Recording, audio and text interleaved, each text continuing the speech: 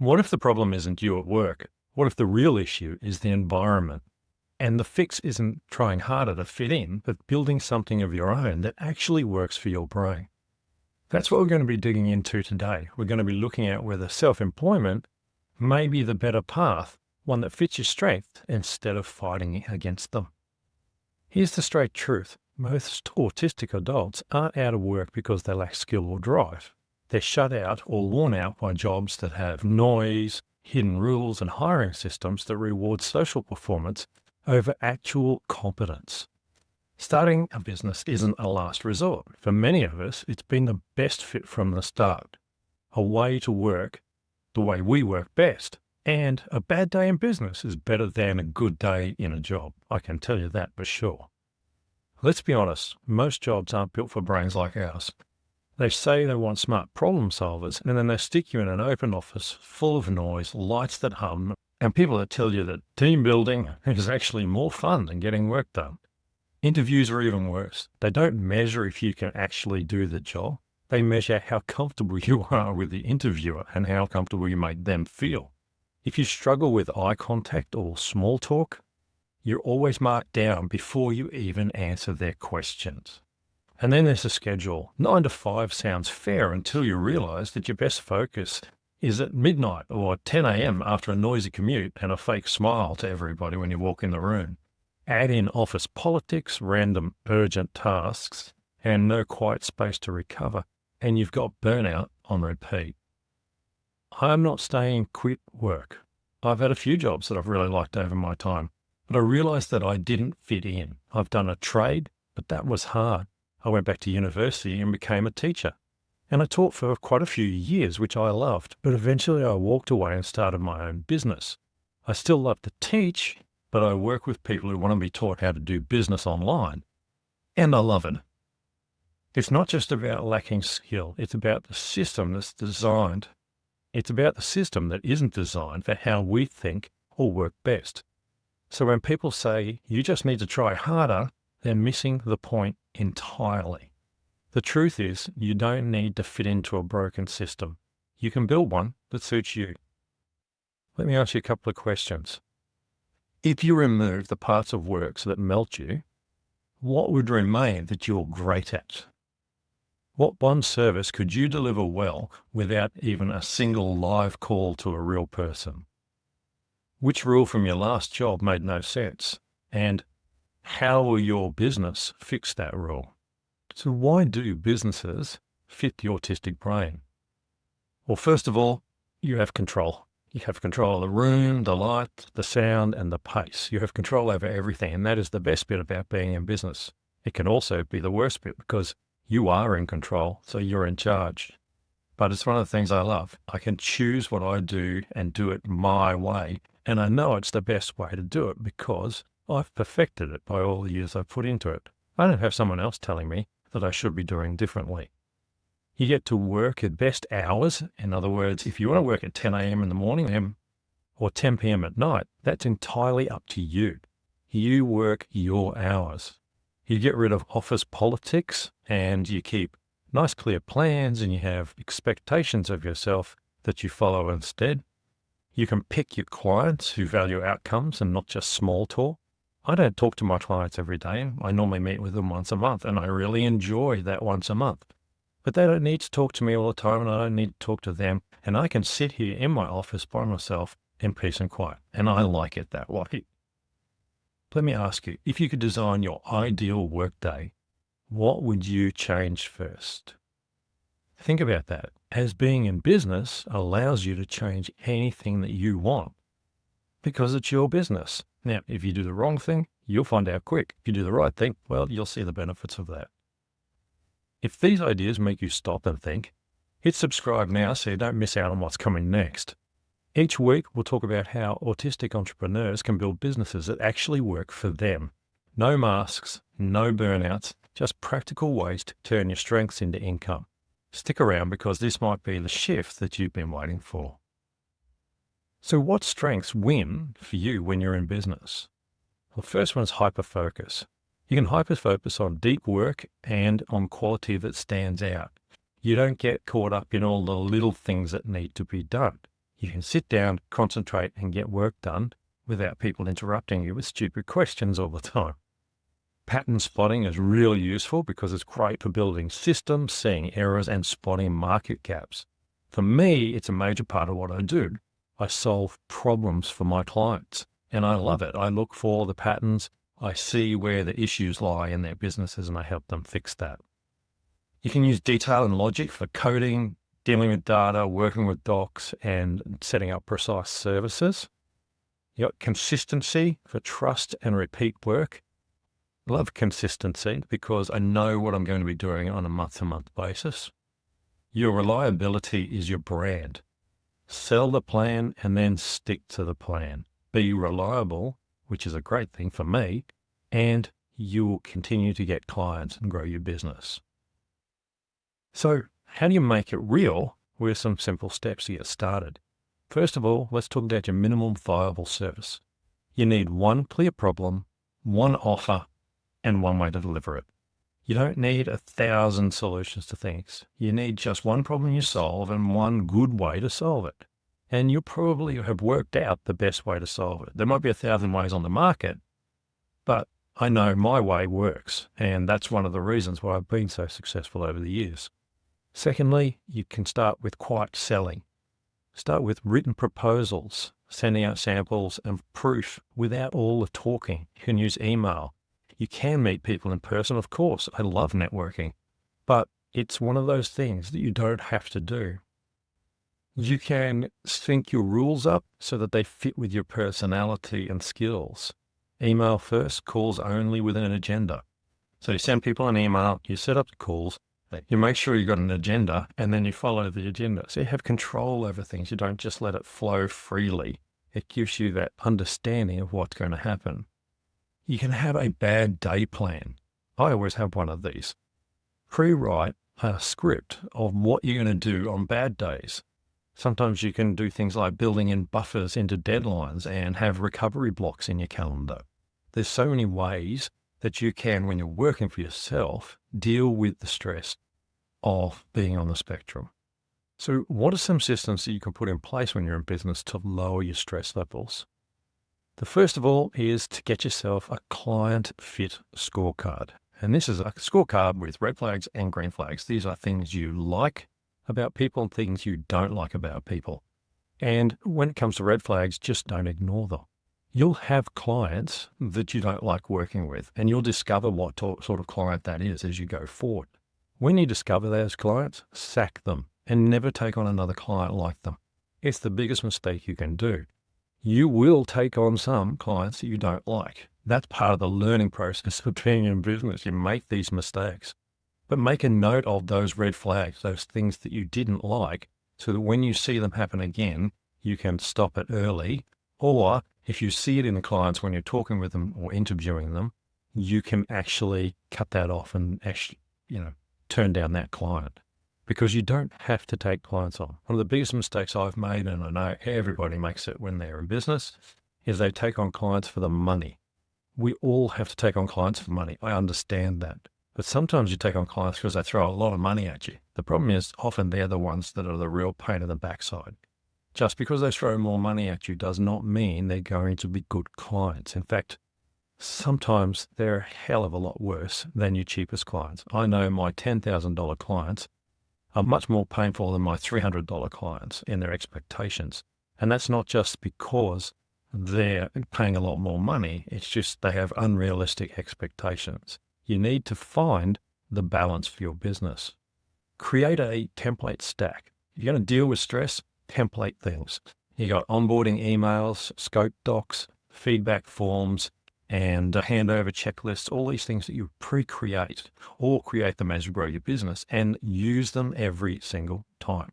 I have a checklist when I do SEO for companies that I go through to make sure I do everything. Otherwise, my brain forgets that I've done things. And it's pretty simple. It could be the day after I forgot that I've done it. Whereas if I've got a checklist and I've ticked it off, I know it's done and I don't have to go back and double check. Make sure you put some time in to do the different tasks that have to be done. So weekly reviews. Make sure you've got invoice days to make sure invoices get done and paid. Put in an admin hour. It might only be once a week or it might be every single day, depending on your business. but have time penciled into your calendar that doesn't move. So between 4 and 5 daily, you do admin stuff. Do a time where you check your inbox. I don't like to check my inbox much after 3 o'clock at night because problems come in very late in the day and then I can't sleep because I stress over them. I check my email inbox at around 8 o'clock in the morning. I check it again around lunchtime and I check it again around 3. And I try to avoid it at all other times because I personally find it extremely stressful. I worry about pleasing my clients. So I have that going on in my head. I always expect problems. And it's not something that I've learned to deal with really well, but I have put this in place to help me deal with it. Some money basics when you're dealing with business. Most business maths is pretty simple, okay? Some months you're going to make a lot of money, some months you won't make as much. Try to get a target for how much you want to make a month and then try and hit that target. When you consistently hit that target, then increase the target to a greater amount, whether it's $1,000 a month or $10,000 a month, it doesn't matter. Don't start off at $100,000 a month. Be realistic. All you're going to do is disappoint yourself if you start at $100,000 a month, unless you're selling $1 million widgets of some sort, okay? Make sure that your pricing fits in with what you need to make. Often I say to people, work backwards. If you need to make $10,000 a month, well, that's a certain percentage of profit, which means you have to sell $100,000 worth of your products or services to hit that profit each month. You can work backwards. And if you don't understand money, please go and get the book Profit First and read it. It will change your business forever. And most accountants agree with the processes that are in there. Profit First will teach you the basics of managing your money, and it will make a big difference to your stress levels when you have things like buffers built in where you've got money stored away. So when you have quiet months, you do still have money in the bank. It doesn't look like you're going out of business. There are certain things that happen that you'll notice is that you'll have ups and downs in your business and they will fall in the cycle. So I know over Christmas for me, between December and January is a very quiet time. And I don't know how many times I've told my running mate that I work with that I've gone out of business again over Christmas time, but I haven't because I put money aside to carry me through those times. That's the quiet time. Most businesses around here shut down then, so there's not as much new business. Make sure you look to develop multiple streams of income. When you first start out, you start out with your one problem, your one product, and your one price. But eventually you need to add other things in because things ebb and flow through those cycles. So for example, I'm offering SEO services, but I might run some SEO training. That gives me 2 different streams of income that I can create money in. And if I balance it properly, it means I'm covering for when one drops off and the other picks up. Multiple streams of income is really, really important. And I would say to you, remember, you can get sick, you can get hit by a bus, your life can turn upside down. You can feel like you just don't want to work for a couple of days because you're so stressed and you're so overloaded that you're melting down. So make sure that you set up your income streams. I preferred ongoing paid plans where people pay me on an ongoing basis for my work and I continue to deliver results for them. I find for me, that's the best way to work and it is the best way to get results for you and for my clients if you're one of my clients. Make sure you've got boundaries when it comes to your cash flow. Things like getting a deposit up front. If you're going to take money for a job, get a deposit up front and make it non-refundable. Because if you work certainly in digital industries, which a lot of us do online, then once you do something digitally, there's no way to actually get the money back from that. So you're actually charging for your time and your skills and your knowledge. So if you take a deposit up front, people will respect that time a lot more. It's not always possible, but I highly recommend that you have a non-refundable deposit that covers the time you spend to get the job done. And then the second payment is really your profit and all the extra work that you've had to do in the next part of the project. But look at doing that. Have fixed revision cycles. If you're going to change pricing or if people request changes, then review it on a cyclic basis, on a month-to-month basis, or every 6 months or every 12 months. But go back and review things. Don't leave things just go on and on and on at the same price. Costs go up. You need to account for that in your pricing. And make sure you have things like late fees. Late fees are really, really important. If people don't pay, charge them extra. Everybody else does. Why shouldn't you? What makes you different? Charge late fees because it makes people pay on time. If you're like me, I charge people's credit cards. So I actually have control of the payment, and I find that just works better for me in my business, and my clients are happy with that situation. That doesn't mean some clients don't pay on invoice, but the majority these days are happy to pay via credit card. So what are some areas that are really good for business for people on the spectrum? Well, there's many, of course. You got technical data, things like development, testing, analytics, and accessibility building. Creative areas, which I particularly like. I'm a little bit of a crossover, I suppose. Design, writing, photography, editing, web stuff, etc. Consulting in a niche you do well. That's something I love to do. I like consulting. I like problem solving. So I like going in, finding someone's problems and telling them how to fix the problem. And sometimes they pay me to fix it. Other times they have their team to do it. Depends. I'm brought in because I'm the outside expert. E-commerce is a great place to start, but don't start with a shopping cart full of 10,000 items. Start with 5 that belong together. Stick to a tight niche to start with and then grow from there. And trades that reward precision and focus. So high-end cabinet makers and technical people, like where I started out, that's a great place for people on the spectrum because it requires precise work that follows certain patterns and it has to fit a real quality level.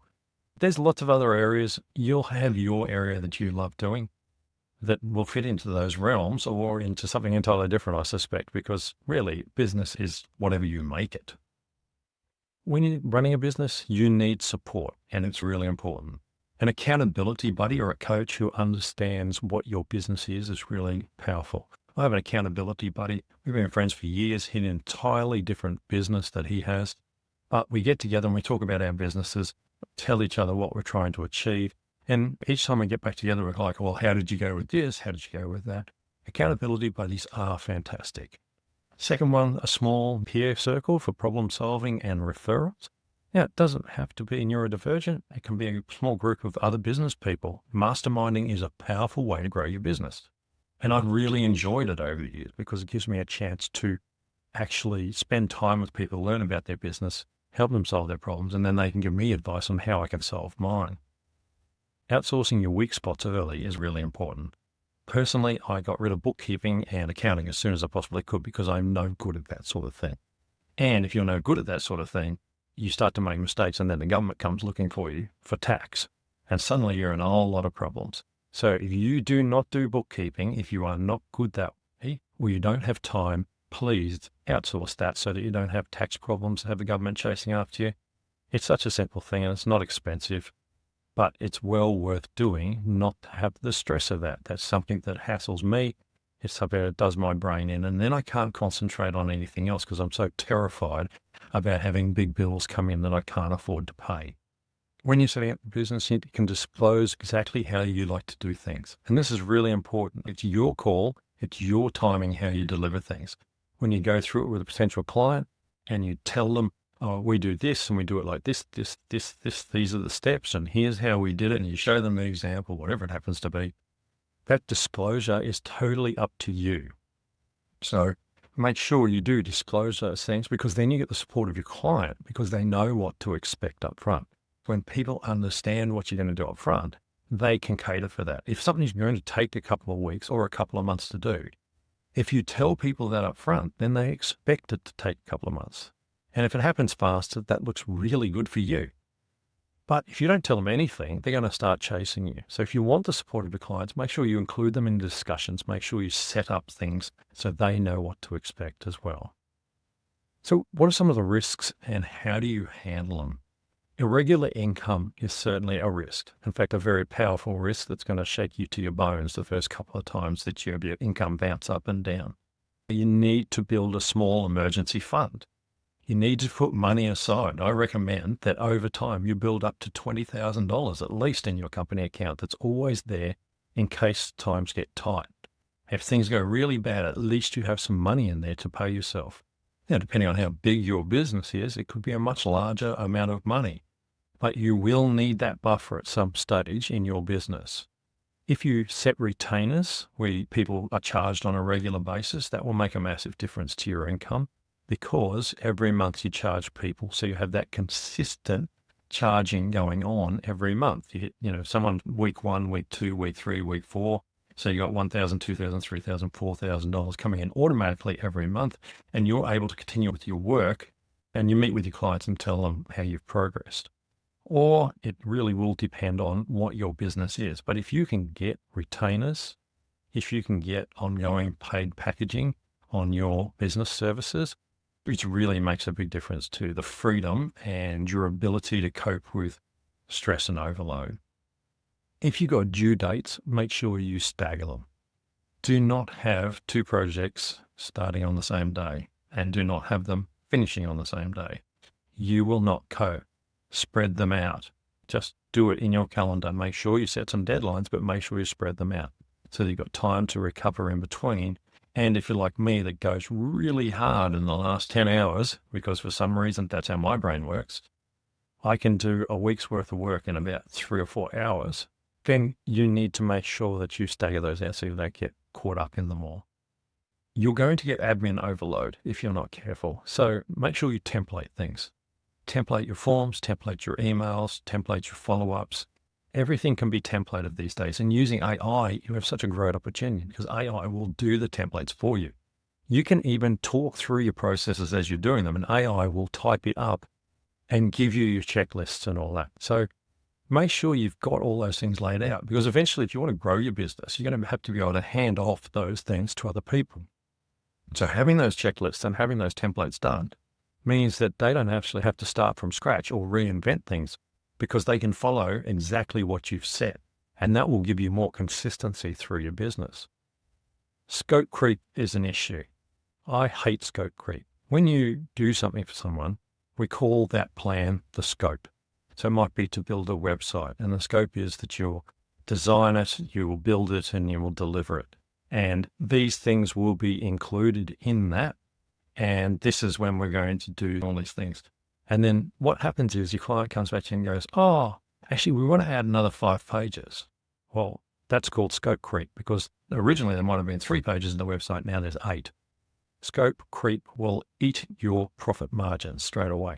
So in your contracts, you need to account for scope creep. Go through your contract, ask everybody to read it properly, go through, this is what you get them to sign off on it. Make sure that your clients are really, really clear on what they're getting, and then have a clause that says any extra changes will be charged at this much per hour. Now, if you don't want scope creep, make it a very expensive hour. It's not $100 an hour, it's $500 an hour. That will stop people coming to you for scope creep. What they'll do then is you'll say, okay, we'll put that into a follow-up project. We'll deliver this website, then we'll come back and we'll add those 5 pages, and we'll quote you on those separately. You don't want scope creep. It will do your head in, and it will actually take all your money out of your profits. Your social battery. Make sure you cap your number of meetings you have every day. If you can do 2 meetings every day, do them 2 meetings in the morning and work in the afternoon or whatever, that's great. If you can do 3, that's great. But don't try and do 5 if you can only cope with 2.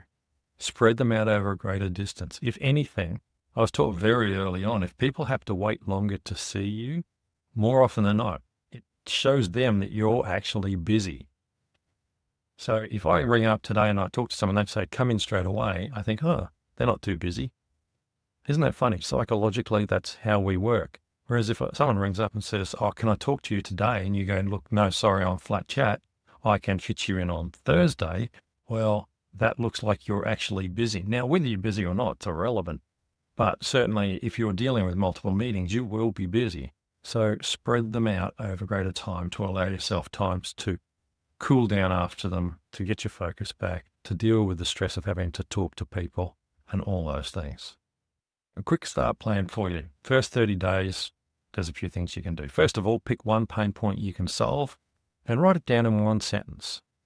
Second, draft a 1-page offer with a price, scope, timeline, and some proof. Now, you might not have proof straight up, but if you do a couple of jobs, make sure you get some testimonials from people. There's proof that you can do your work. It's really powerful. It's really important. You need to be able to prove that you can do what you say you can do, not just say it. When you have those testimonials, like you get on LinkedIn and places like that, or you have them on your website, that really adds a lot of value to your business, because people can see that you can actually deliver what you're promising. Build 3 templates over the next month: a proposal template, an onboarding template, and a wrap-up template. Always a good place to start. Ask 3 past contacts if they want an audit, a setup, or a fix. Keep it short and written. Email them. You might have some people on your list or people that you know, and you can say, hey, I'm doing this business now. I'd like to offer you an audit. You might do it very cheap, or you might even do it free in exchange for a testimonial. You need those starting points. And book in on your calendar 1 deep work block daily and 1 admin hour twice a week, because you need to have those things in there to help you focus on getting some work done and have time to catch up on the paperwork.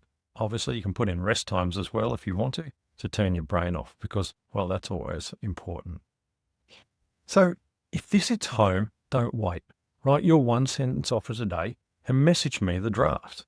Put it in a DM or in the comments below, and I'll reply with 1 suggestion to help you tighten it up and make it better. If this episode hits home for you, make sure you subscribe to In Business with Autism. Every week we talk about building a business that fits how your brain works, not just how the world expects you to work. Hit that follow button so you don't miss the next episode, and share this with someone who's stuck in a job that's slowly draining them. It might be the reminder that they need that there's another way to work and live. I'll catch you in the next episode.